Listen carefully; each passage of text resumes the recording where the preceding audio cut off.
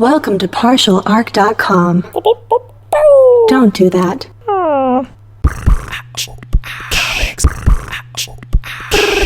I'm here to save the day. I'm here to save the day. Soon I will be invincible. Because comics. Welcome to Because Comics. This is episode 47. I'm your host, Jay Jones, and I'm joined by my co-host, the ghost writing Mike Christensen. Ghost ride the couch. Ghost ride the couch. I don't know. It's basically just the same as anything else I do, but now my head is on fire all the time. There's been very little change to my day-to-day life other than the fact that now my head is on fire constantly. You know, that solves my question about why my couch was on fire. Because that was, it doesn't usually combust like that. No, it is the head. It's not the couch. It's me. Oh, okay. So, to answer your question... To follow that up, do you turn any furniture you sit on into some kind of hell version of it? If by turning it into a hell version you mean it just bursts into flame... Yeah. That's true. Oh, wow. It doesn't get cooler in any way. Can you travel? Can you fly on planes? What's the protocol there? I can, hitchhike. Okay. Not terribly successfully. Anyways, guys, occasionally we tie these conversations about Mike's superhero career of ghostwritering into comics that we're currently reading. Yeah, we talk about comic books on this show all the time. We talk about what comic books we're reading and what's on our pull lists when we go to the store, or more accurately, when we go online and buy our comics online, because I can't go to the store anymore because my head's on fire all the time. Yeah, that's true. That's probably a big hazard. So, Jay, what should we be reading? Well, I'm currently reading Marvel's Captain Marvel, which is written by Michele Fazekas and Tara Butters and drawn by Kris Anka. Now, to clarify, Captain Marvel's had a couple reboots, and she had a good run for a little while, which was, a solid run by Kelly Sue DeConnick. Mm-hmm. That's kind of the standard that's being followed up right now with this new series, and as of this recording, there's only issue 1 out. Of the new version. Of the new Captain Marvel. This is really a spirited follow-up to what Kelly Sue did with the character, but really just taking it far and beyond. Essentially, literally taking her farther up. Higher, faster, more? Yeah, quite literally into space. Because now the new standard for Captain Marvel is they're actually basically making her the captain or commander of Alpha Flight. Now, that sounds confusing, and you have a look on your face. Because Alpha Flight is the Canadian super team. What are they doing in space? Well, Alpha Flight got a boost, essentially. They got a kick-up, and now they are the first line of defense for Earth against extraterrestrials. Okay. Which is quite an upgrade for literally anybody who's like, hey, what do you know about Alpha Flight? Oh, they're like the Canadian Avengers, and there's a Sasquatch on that team, right? And a dwarf. But not the fantasy kind. No, named Puck. And quite literally, those two characters are 2 of the 3 central Alpha Flight characters that show up in this first issue. Yeah. I did do a little bit of rediscovery about who these characters are because I know of Alpha Flight, but and there's a lot of love for them, and I have no problem with Alpha Flight, but there's just so many teams and superheroes. Yeah. And hard to keep track of them all. But anyways, so Carol Danvers becomes the new commander of this station, essentially, which kind of looks like it was shaped like her. So I don't know if they built this. It's shaped like the emblem she has in her chest. I thought you meant her body. No. There's just a weird like something out of Spaceballs with the giant vacuum cleaner lady. No. It doesn't look like a giant Carol Danvers, but it does. That'd be dope. That would be dope. But that might scare more aliens off, to be honest. There's a giant woman in space. Look out. But basically, it's the emblem on her chest, that 8-pointed star, which is interesting because, they offered her the job. What were they going to do if she didn't accept it? They're like, oh, well, we kind of built this whole space station that looks just like your emblem. So, it only costs probably $10 billion. But anyways. Awkward. But she goes to space and she joins up with Alpha Flight to run this station. And who does she run into? But Abigail Brand, Mike.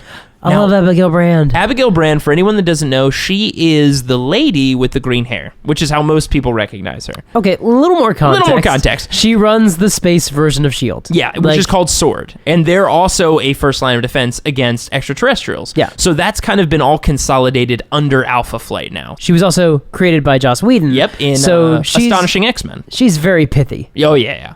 And she's great. She still plays that same character she did in Astonishing X-Men. She's basically a foil for Carol Danvers. Carol Danvers, who, by the way, I've not had the longest history with Captain Marvel with her character, but I think in this issue they do give her a little bit more, not that she didn't have it before, but I think a little bit more room for personality. They still have that spirited, adventurous, bold side of her, but they give a little bit more another side to her, just because when she first gets to the station, Abigail is kind of giving her the cold shoulder. Alpha Flight doesn't really know her. They're kind of pushing boundaries and trying to figure out who she is and what she's all about. Right. So you get to see, I wouldn't say insecurity, but a little bit of Carol trying to adjust to this new environment where she's leading this station. She's in charge of all of this, but she's still that, she's that brash, like, I'm going to go out and punch stuff and you can't stop me. But, you kind of have to be a little bit more of a commander in this aspect. It's like Picard always wanted to go down to the planet. Exactly. Like them having to be like, no, that's not your job. We should stop sending the captain to every dangerous mission, guys. But that's basically how they do it here anyway, because that's the comic. Well, to be fair, she's invulnerable.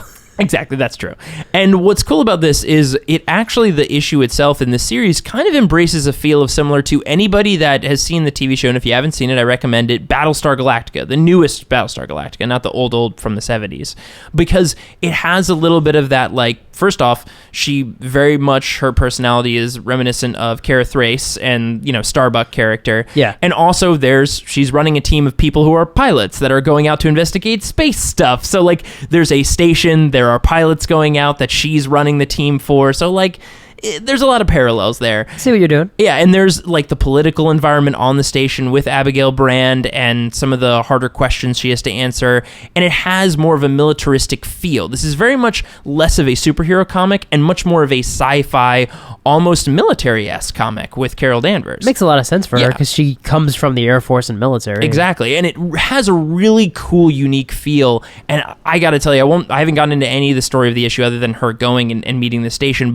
and yes, there's a hook at the end, which is, things people typically do with issue ones because they want to hook you into the show or the comic, and for this, the story's pretty interesting, and how it's unfolding at the end, it leaves a lot of mystery, and besides the fun hook, I'm really just excited to see where the character goes and the interactions of these people on the station, because that's what they did a really good job of building a foundation. And I don't think I said this at all, but Kris Anka's art is amazing. Of course it is. It's so good. He's so great. Yeah. And he's really, really great. And not that Carol needed anything else, but Kris actually does a few tweaks here or there with Carol Danvers' look to her costume and her style and her hair as well, and it looks phenomenal. She looks awesome. It's a really great new take on the character. So if anyone doesn't know about her, I say this is a great time to jump on board, and I highly recommend it. So Captain Marvel #1. Great, sounds awesome. All right, Mike, what is your pull? My pull is actually a webcomic. Oh. Because my head's on fire and I can't go to the comic book store. Yeah, that's true. No, it's a webcomic called Table Titans. Ooh. Jay, I was actually just talking to you about this series a couple weekends ago when we were at PAX, because we went to the Table Titans booth and we bought merchandise and met the creator and stuff. But it's written by Scott Kurtz and drawn by Scott Kurtz, with colors by Steve Hamaker. And the current arc is actually written and drawn by Brian Hurtt. Oh. It's about a bunch of friends playing Dungeons and Dragons, and I love it. Well, obviously. I do have to say more than that, so I will. It kind of spun out of Scott Kurtz's other webcomic, PvP, because some of the characters in the show, or in the series rather, showed up as characters in that, as like recurring characters who very quickly started to take on a life of their own and like needed their own series and their own room to grow. Okay. And Scott Kurtz has done a lot of D&D stuff. He's part of the Acquisitions Incorporated group that Wizards of the Coast, the publishers of Dungeons & Dragons, they do live shows. Right. So at every PAX East and PAX Regular, whatever. Yeah, PAX Regular. The one in Seattle. At every one of those, they do like a live show with them and the people from Penny Arcade. He's a part of that and has been a D&D fan for a long time. And the series is just like a great love letter to role-playing and role players and like the different types, because you've got the one character who's more of a min-maxer, who's more interested in like getting the stats right and like more interested like in the most they can get out of the numbers. Yeah, basically. like more invested in that than necessarily in the role-playing aspect. Right. You've got the person who's more of a rules lawyer, and you've got someone who's like a die-hard role player, and like she's like dyed in the wool, like, no, my barbarian is my jam, and like she is who I am and stuff. And in the first arc, they are doing like a sort of there's the Adventurers League, which is a thing that, you know, D&D does, where you go to just a comic book store and just like play the game, and you don't really have any control over who's going to play the game for you, and they're having a game run for them by someone that maybe is not a close friend of theirs. And he's like, hey guys, you have a reputation. Like, I just want to play the game, and like, we're just here to have fun. And they have a new player who like knows nothing about the game at all. Oh, so of course for them, they're just like, oh my God, kill me please now. You don't know anything. Why do you keep asking questions? Of course, these characters very quickly, they're endearing, and they like really come around, because otherwise they'd be unlikable jerks. And why would you read the comic? Be Seinfeld. Or Always Sunny in Philadelphia. Right. It is a style of comedy. Archer. It's a lot of styles of comedy do that, but that's not what this series is, and it's a lot more about them sort of adjusting their play style. And we see most of the series is in their imaginations of them playing the games. Right. So it's actually, we start outside with them at a table with dice, and then we dive into the actual action. Exactly. And then we cut back and forth really well to like sort of remind us like, oh yeah, they're at a table. And sometimes when they're like blurring the lines and they're having conversations, it'll be them as themselves in the setting of D&D, or around the table. Like one character will be like the real life version, and the other character will be like the ranger. Oh, and that's like cool. When they're like sort of sliding in and out, because like some people are eating pizza and some people are like still role playing, but most of the time you're in character, you're with them, and it's just a cool like fantasy comic. Yeah, and I mean, like it sounds like a great take on it. And the arc is really, really great, and the arcs are really cool, and like I like Dungeons and Dragons. So like, guys, hey, if you didn't know that, because already Jay and I have a Dungeons and Dragons podcast, it's called Friday Night Quest. Check it out. If you didn't know that we were big fans of D&D, and or you just want to know more about it and think it might be cool to read a comic, or if you want to read a funny comic, or if you just want to read a funny comic, because it is just super enjoyable. Table Titans. Check it out. Awesome. Wow. Well, that's a great pull, Mike, and that'll take us into our main segment. So, Mike, please kick it off. Wolverine Origins number 21 through 25, The D-Bed. A couple of years ago, there was a comic book called Wolverine Origins. Yeah. There was also a movie a couple years ago called Wolverine Origins. Called X-Men Origins. Wolverine. Right, Wolverine, that's right. And there is a character in that movie, very briefly, bad movie, fun character, Deadpool. Played by Ryan Reynolds. And a guy that has no mouth and no hair. Yeah, they did some stuff with that character. They got some stuff wrong pretty dramatically. You're telling me the Deadpool movie that's coming out, he doesn't have swords coming out of his arms? He does have no hair. They got that part. They get that part right. They got a lot wrong about Deadpool, but the new movie is very aware of that. Right. By the way, there's a Deadpool movie coming out. We buried the lead just a little bit there. Hey, fun fact.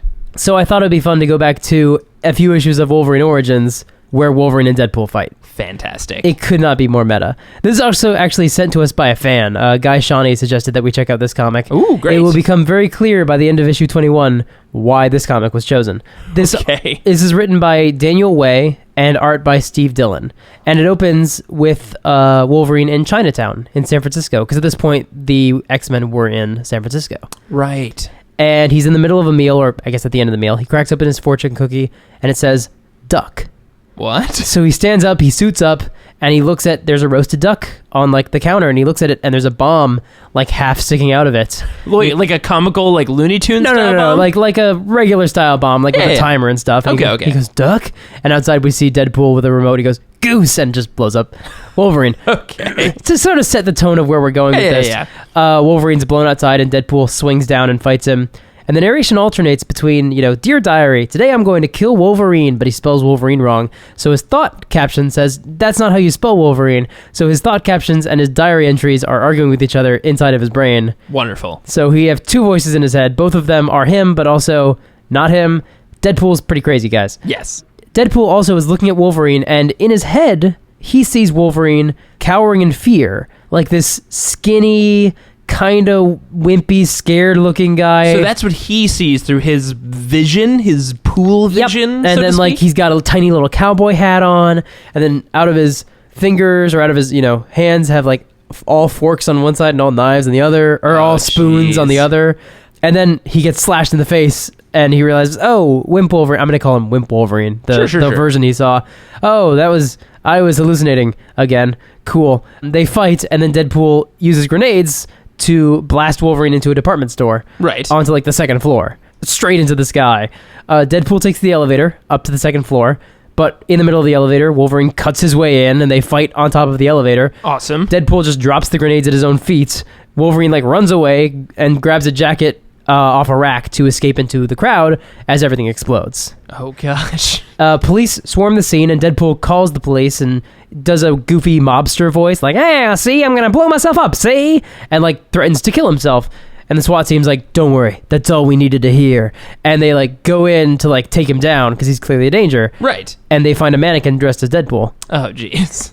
The real Deadpool, who, by the way, looks hideous. Yeah, and should we give a little context about who Deadpool actually is? It's appropriate to do that now. Yeah. Deadpool is a character who has a superhuman healing factor, which was given to him scientifically. Yes. He's not like Wolverine, where he was born.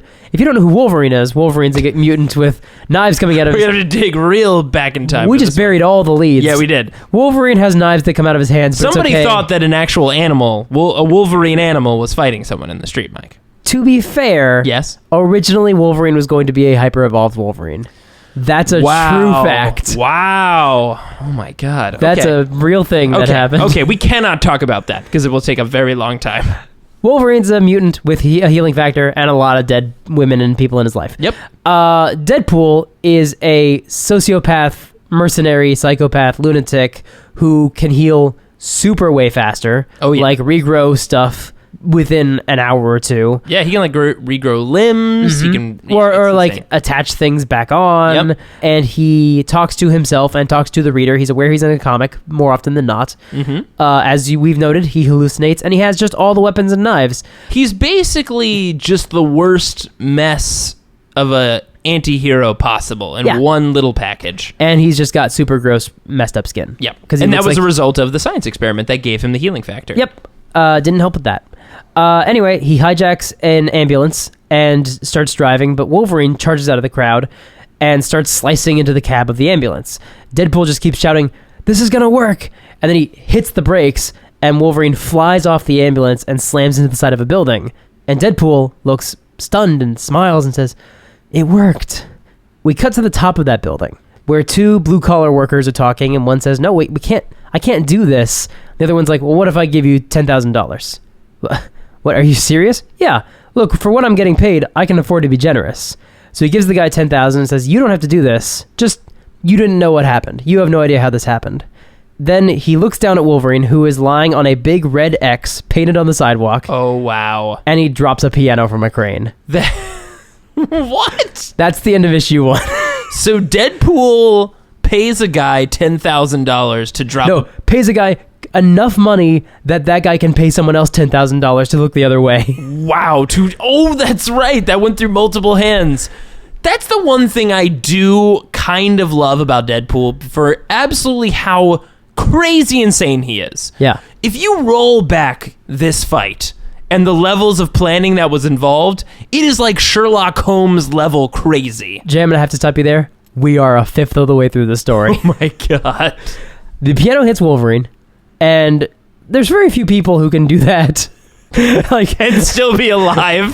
Deadpool wishes he had a camera, but he sees a bystander with a camera, and he's like, "Hey, can I borrow that?" And the bystander drops the camera and freaks out and runs away. Right, because he's a guy in a costume with knives. No costume at this point. Remember, that costume's on a mannequin. Oh, that's true. He's just a hideous-looking dude. Oh, geez. Okay. However, he picks up the camera, and he sees the latest image on the digital camera is Wolverine charging at them. Oh, nice. And he's like, "Ah!" And he just starts running. He cuts through a restaurant, and the staff says, "Oh, that guy," after Wolverine gets waylaid by someone else in the restaurant, he's like, "Yeah, no, that guy grabbed a kitchen knife and ducked out the back." And Wolverine just smiles and pops his claws and follows. He's thinking, how dumb do you have to be to challenge me in a knife fight? And he rounds the corner, and Deadpool's across the street taking shots at him with a sniper rifle. Wait, what? And Deadpool's like, "Yeah, I'd have to be pretty dumb to challenge that guy in a knife fight."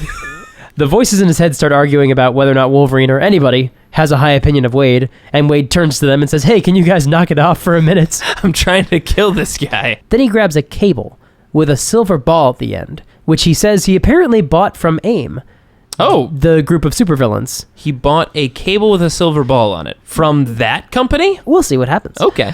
He jumps off the roof. Just straight up swan dives off the roof. Which actually isn't a problem for Deadpool. Not at all. He fights Wolverine, and it seems like he's doing pretty badly until he reveals that the end of the cable is tied around Wolverine's ankle. And that silver ball opens up into a claw, grabs the cable on a cable car, And Wolverine just starts getting dragged down the streets of San Francisco. Wow. And Deadpool's like, I'll see you in 20 minutes. Then he goes to his apartment, just casually like buzzes his neighbor. He's like, hey, it's your neighbor. I forgot my key. I got mugged and just need to come in and change my clothes. He goes upstairs. He changes into his Deadpool outfit. I guess the neighbors know him, so I guess they're like, you. He's just going by a pseudonym, but yeah. Sure. And the woman's like, oh, after everything else you've had to go through, of course I'll let you in. Because like, look at the guy. Yeah, of course he's been through some stuff. We cut to, in Deadpool's head, 1957, 1958. So 20 minutes later, wow, he shows up right next to Wolverine in his full costume, humming the theme from The Good, the Bad, and the Ugly. But at this point, Wolverine is beyond angry. He's gone into his berserker rage. Nice. That's the end of issue 22. 23, Deadpool draws his gun, and Wolverine cuts off all of Deadpool's fingers. Oh, wow. Except for the pinkies and the thumbs. So, like, none of those weapons. He can't use a single weapon because, like, you need to make, like, any weapons work. Well, he can make the gesture that he needs to make a phone call, at least. Yes, true. Yeah. Not helpful. No, not helpful? Okay. Deadpool runs, and he runs to a dumpster where he has several weapons stashed. Does he also stash fingers there? No. Okay. Most of his weapons are useless without fingers. He does manage to fire the rocket launcher. How does he manage to do that? I don't know. It's already loaded. Sure. One assumes. He fires at Wolverine. Wolverine dodges out of the way, but this car blows up, and it looks super awesome. So he actually checks that off on like part of his plan, as if that was part of his plan. Super awesome car explosion? Yep. He loses sight of Wolverine, though, and he starts to say, I could have sworn that but his inner monologue says, no, you can't swear. Well, I mean, you can. It'll just come out in those weird, funny symbols. You know, TV tropes calls them grolixes or profanotype. Wait, really? Yeah, that's actually the term. I didn't know that. TV trope. We all learned something today. Wolverine kicks Deadpool in the neck, then retracts his claws because he wants to make this a hand-to-hand, like... So he really wants to enjoy this, essentially. Yes. He has the upper hand on Deadpool, but then this woman starts shouting, her baby's in this car, this burning car, not the one that got hit by a rocket launcher, presumably, another car We would nearby. hope so. Hopefully. Wolverine's like, I gotta do this. He cuts into the car and he sees the baby. Its plastic flesh is melting. There's a bomb inside the baby. Oh, God. And it explodes. What? There's this just burning wreckage now, and Deadpool and this woman are just standing next to it, and he's like, you did such a good job. Like, I'm gonna give you some extra money. Like, you should go get some headshots made up. And she's like, really? Like, you really think so? And he's like, look, I've heard people scream in terror. I've heard death rattles. Like, you're right up the rest of them. And she's like, wait, what? Like, what do you mean? Wait, who is this person that hired me to She do goes from flattered to horrified in 2 panels. It's right. real fast. She quickly realized who this person was. Wolverine emerges from the flames. Terminator style? Basically, yes. Awesome. 100%. Dun dun dun dun dun. Deadpool's fingers are starting to grow back, so he has just enough finger Got to some of those bony nubs. to fire and fill Wolverine's abdomen with bullets. Ooh. He also gets an abdomen full of Wolverine knives. Yeah. So they're both like he's about to black out. Right. But he has just enough strength to put the gun under Wolverine's chin and shoot him in the brain. Whoa. And they sort of just collapse into each other. So it's like the Doomsday Superman fight, but better. Sort of. Issue 24 opens with a quick little dream sequence of Deadpool as a turtle on his back and Wait, what? Wolverine as the hare who walks up and like is racing him, but he's lost and he has a bullet hole in the back of his head, and then Wolverine is the turtle, and then Wolverine wakes up and he's in chains hanging over a swimming pool indoors. Whoa. And Deadpool tells Wolverine that, like, yeah, this place is locked up super well, and I've paid the utilities through the next, like, 10 years, so nobody's ever going to find you, and, like, your healing factor will not help you with drowning. You'll just sit here and drown for 10 years. Or for a decade. Wow. And Deadpool basically tells Wolverine, like, you were so predictable, it was super easy to play you. And he really was, to the point where Deadpool could plan so many steps far ahead that he could, like, blow him up multiple times. Yes. That's insane. Yes. Well, so is Deadpool. Also, I love I'm not love, but, like, it is an interesting thought, because I have thought about, like, what if Wolverine was drowning? Like, can he continuously heal himself to not drown? Or does he die from drowning? That's the question. Oh. I mean, does he die, but then if you resuscitate him, like, he will survive? Like, that's the question. Interesting. But then Wolverine interrupts and says Deadpool isn't crazy. He's seen crazy, Deadpool's not crazy. And Deadpool sort of mocks the premise of this whole comic, the whole comic that's always about going back and adding new elements to Wolverine's past. Wolverine Origins, it's all it's about. It says like, oh, yes, we're going to find out that in your mysterious, dark, brooding past, you went to psychology school and you got a degree. Like, you must have. That would have been awesome. It just flashed to a classroom. Wolverine cuts him off and tells him to shut up. And this really bothers Deadpool. We get a quick flashback to a young Wade and his dad telling him to shut up and throwing a beer can at his head. Oh. Cut back, and Deadpool asks Wolverine why he's been out there running around causing trouble, being an a-hole. He's been in DC, Tokyo, Brussels. He's not an idiot. He knows he has a criminal network. Like, he has contacts. Like, he knows that Wolverine's out there stirring up trouble and, like, killing people. Like, what have you been up to? Wolverine says he's out for revenge. And Deadpool just laughs. He has to, like, literally pull off his mask to catch his breath. And says, you think you deserve to get some revenge? How much revenge, Logan? All of the revenge? You are such a bleeping baby. We cut back to young Wade, teen Wade, in the car with his dad outside of a cemetery. And his Wade is saying, I'm the baby?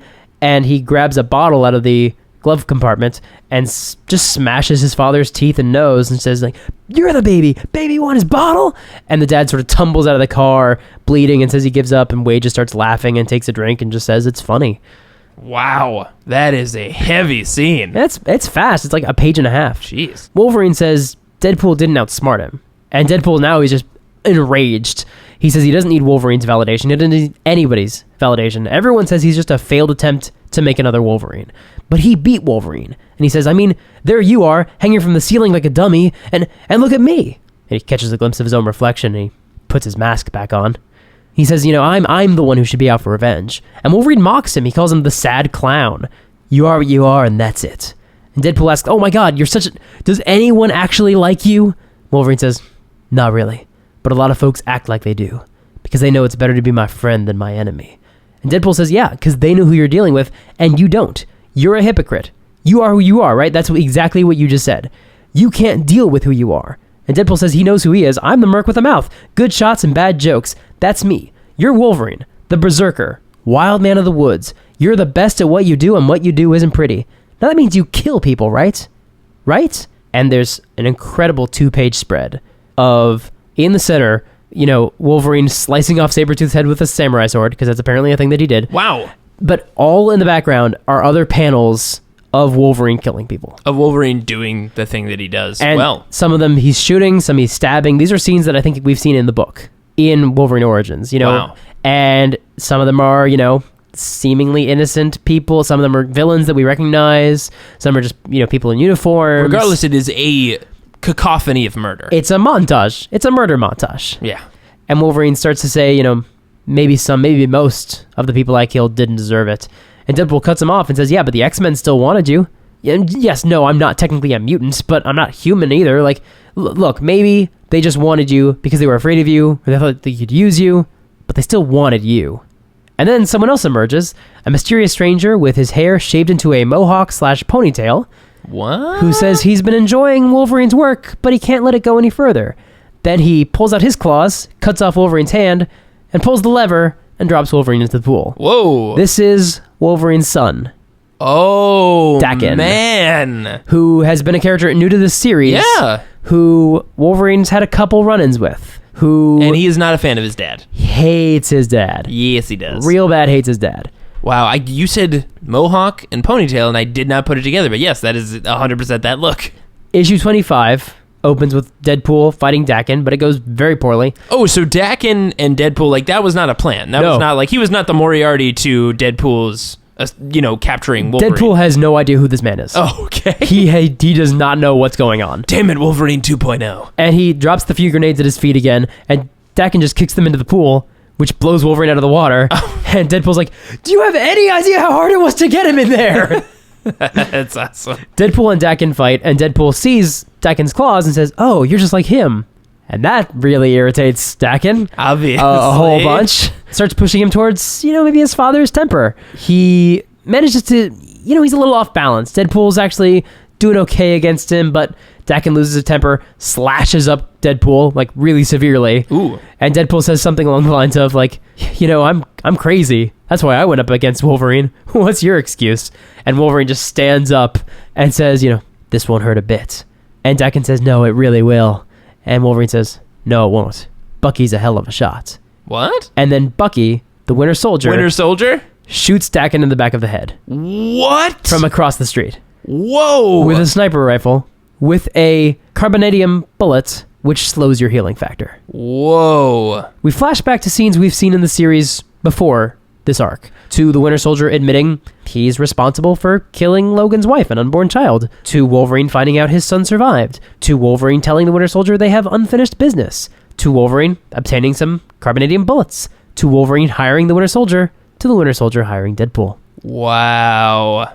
This was not Dakin's plan. Quite a crazy full circle there. Because a while ago, Dakin broke Wolverine out of a S.H.I.E.L.D. facility. And ever since then, Wolverine's realized Dakin's not going to let anybody kill Wolverine except for Dakin. So, but he couldn't find... Really hates his dad. But he couldn't find Dakin. So he knew the only way to draw him out was to hire Deadpool to try to kill him, so Dakin would like interrupt the process and make sure it didn't go through. Wow, that has got to be a last resort on your sheet. It's like, all right, Bucky, have we tried everything? It's like, dude, we are going to have to know. Yes, we are going to have to hire Deadpool to try to kill you. And during this whole scene, like while Wolverine's explaining this, Dakin is just standing there, like sort of like this weird dumb look on his face because there's a bullet in the back of his head. Yeah, and he's not thinking too clearly. He's standing, but like he's very sort of slack-jawed. And Wolverine says, "It took me almost 100 years to get my mind back. Now I'm going to get you yours back too. Come on, son. It's going to be okay." And he picks Dakin up in his arms and starts walking out of the room with him. He turns back and tells Deadpool, "I'm sorry, but the advance that you got paid is all the money in the job. There's no other money." Oh, no. "Maybe you could have taken me out. Maybe not. It shouldn't matter to either one of us. But if you come looking for me, I will cut you up into little pieces and eat you. I'd like to see you come back from that." And Deadpool has no strength left in his body because he got Dakined. But he's right in his head. He thinks, "I would, you know. I'm like bad Mexican food. I'll always come back to haunt you." And he imagines himself inside of a toilet, looking up at Wimp Wolverine, who's like looking scared and panicked as he buckles his belt, and the toilet says, "Round 2, punk." Oh, God. Which, honestly, without how outrageous Deadpool's healing factor... That's 100% could happen. That could definitely happen. Like, it's outrageous. I actually think there was a Deadpool run where he tried to kill himself. Yes. By fighting literally everybody in the Marvel Cinematic Universe. That's true. Or not Cinematic Universe, just the Marvel Universe. Sure, maybe he fought someone in the Cinematic Universe too. Probably. Regardless, he like could not figure out how to die. Yeah. So sure, toilet would not be his last resting place. Incidentally, very shortly thereafter, within a couple months, Daniel Way started writing a Deadpool series. Not surprising. Not at all surprising. Wow. Jeez, that's a great Deadpool issue. I mean, usually they're absolutely insane, and that certainly was absolutely insane. But for a lot of different reasons, and heavy in certain areas, too. Yeah, man. Wow. I did not expect Deadpool and Wolverine to exchange such heavy monologue with one another. It's a whole good issue. It's like issue 24 is just them talking. Wow. And who was the fan that recommended this? Guy Shawnee. Well, Guy Shawnee, thank you. That was a great recommendation. Awesome. Wow, well, that was a great main segment, and that'll be taking us to our game, Super-Mundane. All right, this is Super-Mundane. This is the game where Mike and I must decide which hero of Marvel or DC would be the best and which hero of Marvel or DC would be the worst at a mundane task or activity.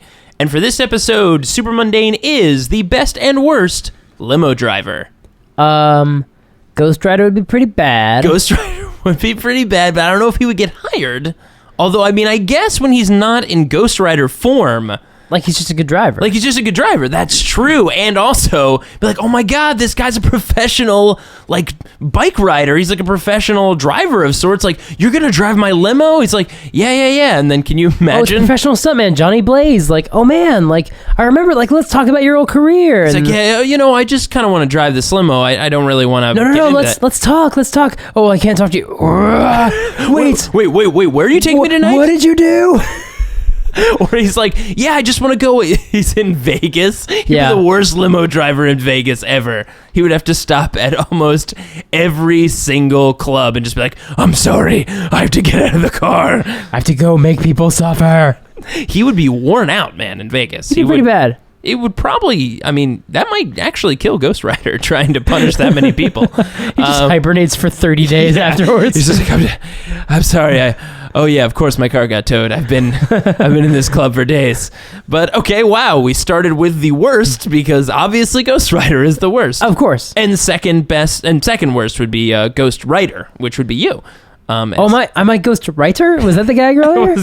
It was Ghost Rider. I would have made a reference to that old show. Yeah, I know, and you just went straight into Ghost Rider. That old kids show where the little floating ball. Yeah. Who'd be a good limo driver? Yeah, so Ghost Riders are bad. Someone who is professional, someone who knows the landscape, knows the best ways in and out, and like we can set it in a locale, like who would be the best in the DC universe or who would be the best in Marvel. Like I'm thinking in Marvel, it would got to be somebody that probably knows New York, right? That's probably the most highly visited place in the Marvel universe, or in Gotham or Metropolis. Rick Jones. Rick Jones? Rick Jones. Why Rick Jones? For those who don't know, Rick Jones is the young man in Incredible Hulk #1 who drove out onto the bomb testing site and played his harmonica in a bomb testing site for some reason because he's a kid in the 60s. And that's what kids in the 60s did, right? They Yeah, played harmonicas in strange places. And Bruce Banner pushed him to safety and got hit with the bomb and turned into the Hulk. Right. Then they went and had some adventures together, and for a while, Rick Jones controlled Bruce Banner with his mind, or not Bruce Banner, but the Hulk with his mind. But, like, that's not important. What's important is... Good thing we didn't get all of that. What's important is Rick Jones later became sort of the, boy companion to the Avengers, and hung out a lot with Captain America, and became the new Bucky for a little bit. He became Nomad for a while, I think. I could be wrong about that. I probably am. But I think that was just Steve Rogers that became Nomad. Rick Jones also was Captain Marvel for a while. Really? So I did not know that. He and a Captain Marvel, there have been many Captain Marvels in Marvel, would trade bodies. What? So Rick Jones had these bands on his arms that he would slam together and trade places in another universe with Captain Marvel. Interesting. Yeah. Now, how do we tie this to limo driving? My point is that he has been alongside superheroes and all around New York for years. This young man, this boy at the time, Right. ended the Kree-Skrull War by giving a speech. Wait, really? That is a thing I believe Rick Jones did. He ended a war by giving a speech? I think so. I think I'm thinking of it right. That's at least how he described it later on. Wow. That was in his words, how he said it. Can you imagine the amount of wisdom you would get from that limo driver in that short drive? He actually put together the Avengers. I forgot that. Wait, in what? issue 1, when the Hulk is apparently tearing up things, it's actually Loki causing hallucinations of the Hulk. Right. Whatever, it doesn't matter. Rick Jones tried calling the Fantastic Four, and they weren't available. Probably they were in space or dead or something. Sure. He ended up somehow reaching, instead, Iron Man, Thor, and Ant-Man and the Wasp. And they all converged in his apartments where the Teen Brigade hung out and communicated with each other with their CV radios. And so he and his Teen Brigade would run around and try to help Avengers and Thor and stuff all the time. Wow. I think we can go ahead and slide him into superhero status based purely on his track record. I mean, yeah, and he has been a superhero at a few stages, and I'm sure he will be another one as time goes on with comics. I mean, yeah, he doesn't really do that much these days anymore. He shows up... God, maybe the last time he showed up was World War Hulk. Do you think it's because he's driving a limo right now, Mike? Do you think that's what he's spending his part-time I as? 100% would not be surprised. Just a happy... Oh, no, we have seen him since. I'm so dumb. He's A-Bomb now. Oh! I'm so super dumb. Okay, maybe A-Bomb shouldn't drive a limo. I forgot. But... He's a giant armored lizard man now with blue skin. Oh, no. I totally forgot that's what happened to Rick Jones. We got so close. Oh, wow. So close, and then it turned out to be a giant blue lizard monster. Here's the thing. Okay. He's still a pretty cool guy as A-Bomb. Do you know how I can perfectly express to you Rick Jones's characterization as A-Bomb? Sure.